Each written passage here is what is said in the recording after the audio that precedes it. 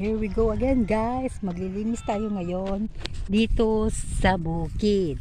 Aalisin natin itong mga damong ganito para hindi sila lumaki at mabuhay ulit. Magamit tayo ng ganito para pang bungkal. Say, ayan. Ito yung damo guys. Tignan nyo. Mahirap siyang bunutin. Kailangan gumamit tayo ng ganito. Yan.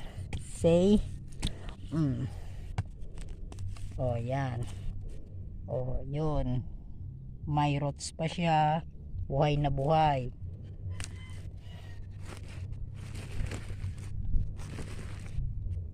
Madaming ganito dito. Ito yung mahirap tanggalin.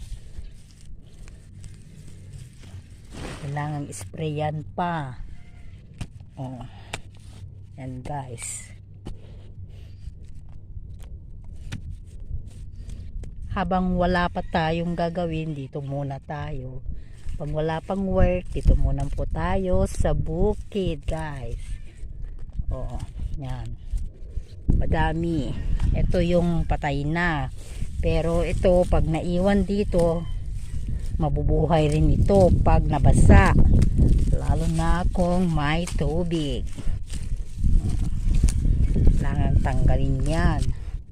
Iipunin natin at ilalagay sa sako kaya nito. O, dyan na yung iba, madami na.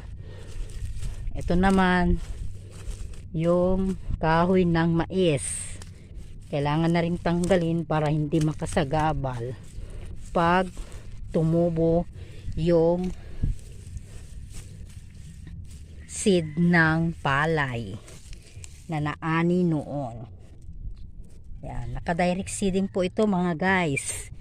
Kaya kailangan lang na linis-linisan para makatubo siya.